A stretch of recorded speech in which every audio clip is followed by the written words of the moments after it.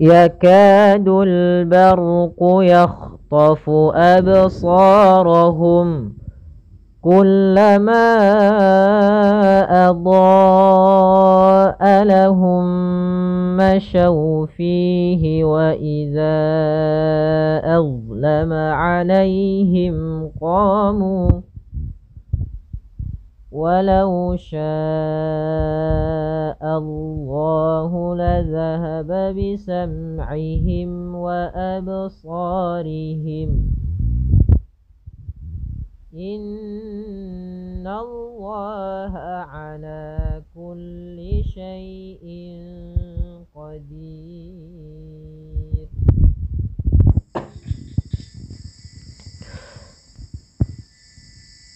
Pada bacaan yakadu di sini atau pada lafal yakadu ada hukum tajwid berupa mad tabi'i pada huruf kaf, yaitu adanya fathah bertemu dengan alif. Kita panjangkan untuk huruf kafnya sepanjang 2 harakat karena dia mad tabi'i. Karena dia bacaan mad tabi'i. Mad tabi'i. Panjangnya 2 harakat. Kemudian kita langsungkan yakadul barqu, yaitu di sini ada alif lam, yaitu kita namakan dengan alif lam qamariyah. Itu alif lam yang ditulis dan dibaca. Kemudian barqu, di sini ada huruf ra yang berharakat sukun sebelumnya fathah, kita namakan dengan ra tafkhim, ra yang tebal. Kemudian barqu yakhtafu absarahum. Huruf kha jangan dipantulkan. Ya, kemudian fu, di sini huruf fa. Ya, salah satu sifat huruf fa yang adalah yaitu sifat hamesnya. Sifat mengalirnya nafas ketika melafalkannya. Fa, fi, fu. Maka jangan dibaca dengan pa, pi, pu, jangan pakai p, tapi dia f. Yakhtafu.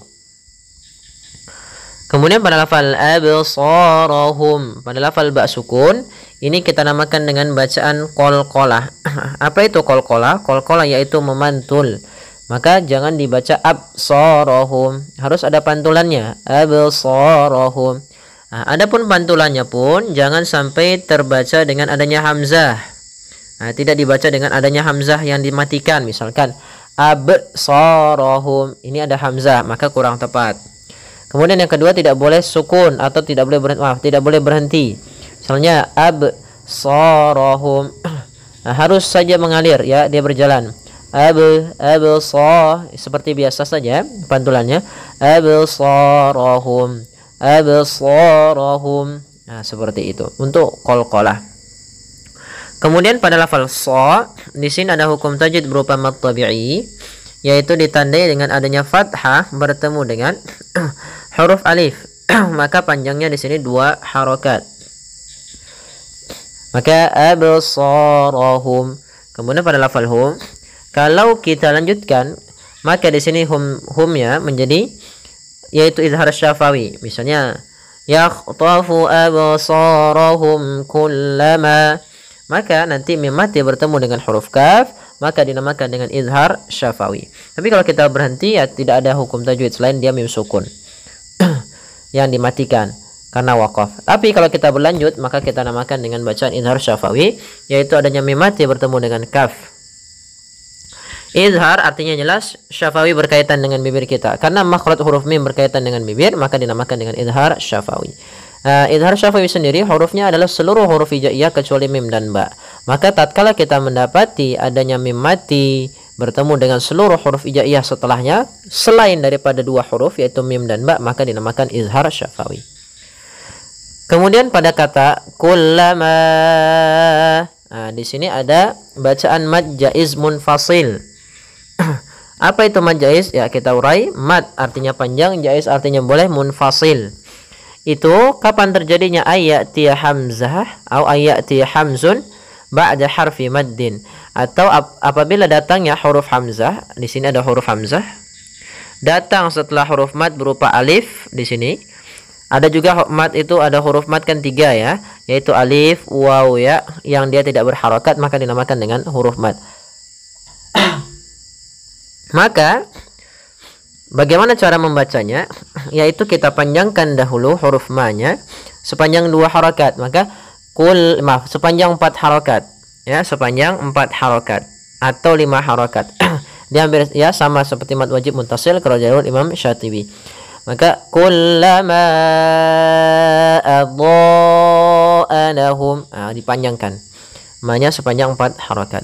Kemudian pada fal adha'a lahum, di sini ada bacaan mad wajib muttasil, yaitu adanya hamzah yang datang setelah huruf mad juga, cuma hamzanya di sini pada satu kata. Sementara mad jaiz itu bedanya dengan mad wajib adalah letak huruf hamzahnya. Kalau hamzahnya dalam satu kalimat atau satu kata, maka dinamakan wajib muttasil. Bila hamzahnya di lain kata, maka dinamakan dengan mad jaiz munfasil. Kita panjangkan sama adha-nya. Adha lahum masyaw fihi wa idza. Kemudian pada lafal mim mati bertemu dengan mim, di sini yang kami garis bawahi, yaitu kita namakan hukum tajwidnya idgham mimi. Bagaimana cara membaca idgham mimi? Idgham mimi itu apa? Idgham mimi arti idgham, memasukkan. Mimi artinya kedua huruf keduanya adalah mirip mim. Ya, yang satu mim sukun, yang satu mim berharakat. Maka caranya adalah masukkan mim yang pertama kepada mim yang kedua, kemudian ditahan gunnahnya. Lahum masyaw fihi. Kemudian syaw di sini ada bacaan lin, yaitu adanya huruf waw yang sukun yang didahului dengan fathah. Maka bacaan lin itu terjadi dua kondisi, apabila ada fathah bertemu waw atau fathah bertemu ya mati. Maka itu kita namakan dengan bacaan lin. Kemudian fihi ada bacaan mad tabi'i pada lafal fi, yaitu ditandai dengan adanya huruf ya sukun didahului dengan kasrah. Kemudian wa idza azlama, hati-hati dalam melafalkan huruf zal, jangan sampai kita membacanya dengan za. Misalnya wa iza azlama, hati-hati. Kemudian pada lafal za sendiri, ini ada hukum tajwid berupa mad jaiz munfasil, sama seperti kullama, yaitu adanya huruf hamzah yang datang setelah huruf mad dan hamzah tersebut di lain kata. Maka kita panjangkan pada lafal za itu sepanjang 4 harakat untuk mad jaiz munfasilnya. Maka wa idza azlama, kemudian pada lafal dha tebalkan dha-nya, azlama alaihim. Daripada makhrajnya, untuk menyempurnakan huruf dha, yaitu kita sempurnakan daripada makhraj. Makhrajnya adalah ujung lidah. Ujung lidah menempel dengan gigi sari atas. Kemudian ya, gigi sari atas.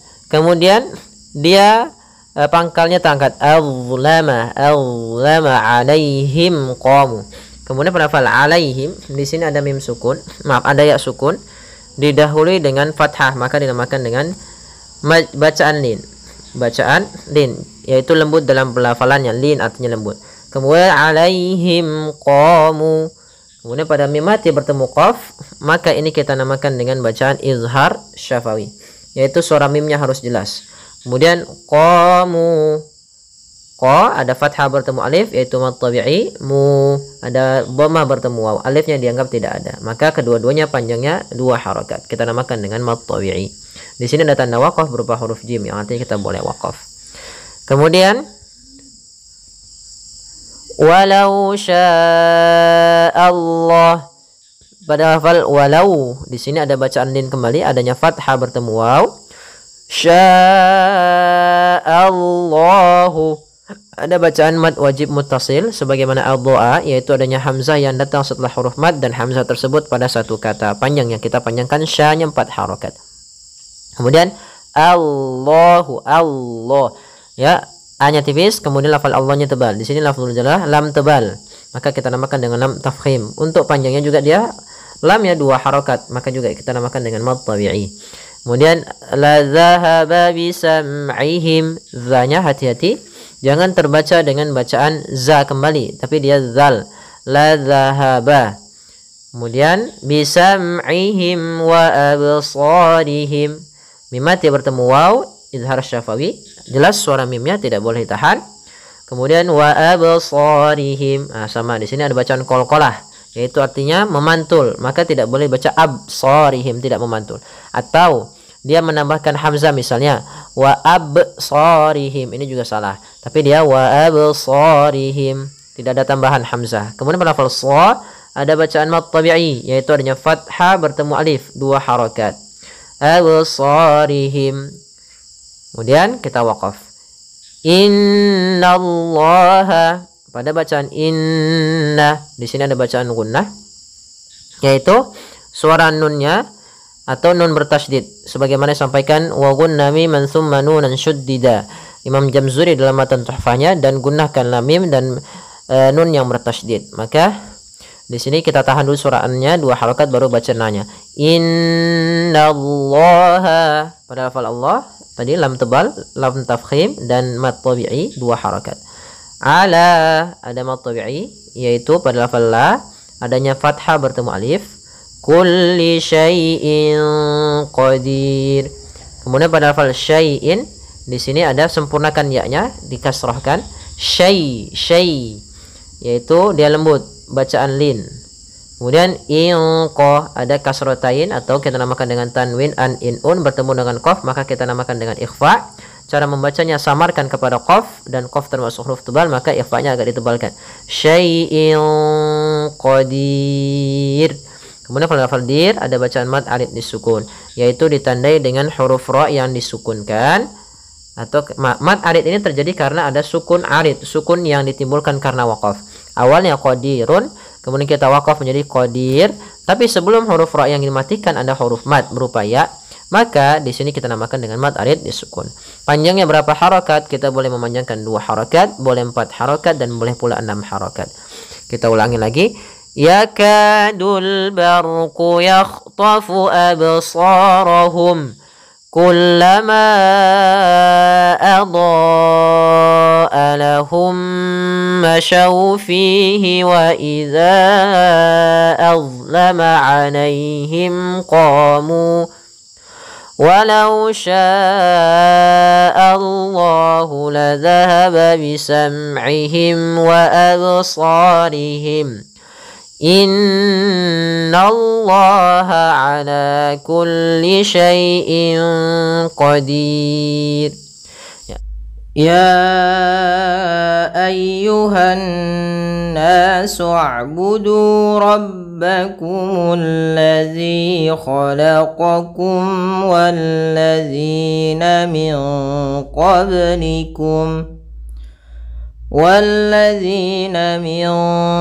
qablikum la'allakum tattaqun.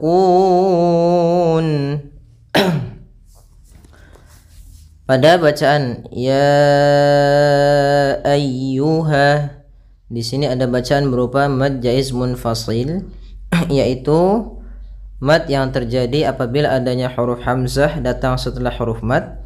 Pada lafal ya ada alif kecil, sebelumnya fathah, maka dia 2 harakat, kita namakan dengan mad tabi'i. Kemudian datang setelahnya huruf hamzah, maka ia berubah menjadi mad jaiz munfasil, yang mana hamzah tersebut berada di lain kata, yaitu ya ditambah dengan ayyuha. Sehingga di sini kita jadikan mad jaiz munfasil, yaitu hamzahnya terpisah daripada